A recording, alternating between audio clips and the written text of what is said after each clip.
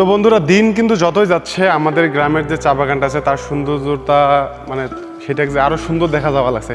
আসলে আধুনিক ভাষায় কবার গেলে বলতে গেলে আটকে যাই, আধুনিক ভাষা বলার অভ্যাস নেই। এখন আমি আমাদের যে লালমিটের আঞ্চলিক ভাষা আছে সেই ভাষায় বলতেছি, সেগুলো শোনেন। তো মোট কথা কবার গেলে হচ্ছে গিয়ে যে আমার যে গ্রামের চা বাগান আছে এখানে যে যত দিন যাওয়া লাগছে অত আর কি সৌন্দর্য, মানে মানুষের যেমন মানুষের কথা পাবো না, মানে সৌন্দর্য আর কি বাড়িবার লাগছে আর কি। আমি দেখি আসলে আশ্চর্য হবার লাগছে। কিছুদিন আগত আসছিল আসলে ভাল দেখা যায় না।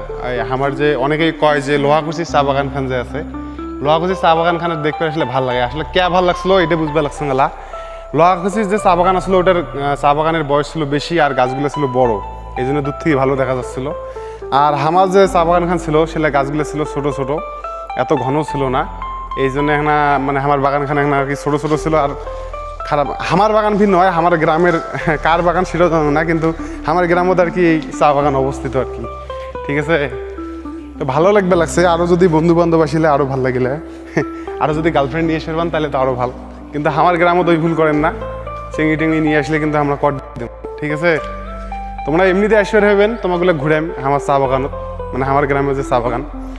মোর বাড়ি থেকে কিন্তু 1 কিলোমিটারেরও কম সময় লাগে, মানে আসতে আর কি মোটামুটি 2 থেকে 3 মিনিট লাগে, তার চাই বেশি সময় লাগে না আর কি।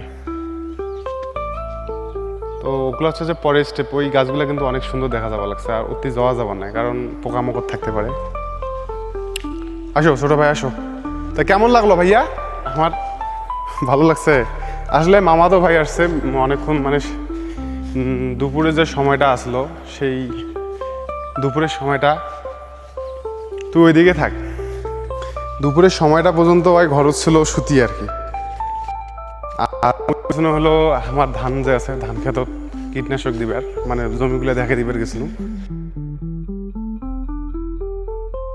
কলু যে চল তোকে চা বাগান খান দেখে নিয়ে এসো। এর আগত আসছিল, তখন ছোট ছিল গাছ, এখন মোটামুটি বড় হয়ে গেছে, এখন ভালো লাগতেছে আর কি।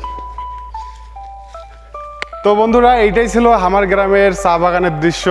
তো সময় পেলে, মানে যখন মন খারাপ থাকে কিংবা অন্যান্য কাজত আসলে মন থাকে না, তখন আসলে এই চা বাগানত আইসা হয়। তাছাড়াও মনে করেন যে বেশি একটা আসি না নিজের গ্রামত। আসলে নিজের গ্রামত কয় না যে মক্কার হাজি হজ পায় না, নাকি একটা কথা আছে, মানে বাড়ির বগলের মানুষ নাকি মক্কার, না মনে হওয়া লাগছে না ওটা, যাই হোক, মানে বাড়ির বগলত যে এত সুন্দর দৃশ্য, মানে প্রাকৃতিক দৃশ্য, সেটা উপভোগ করার জন্য বারবার অনেকেই আসলে অনেকবার করে ঘুরবে এসে, কিন্তু আমরা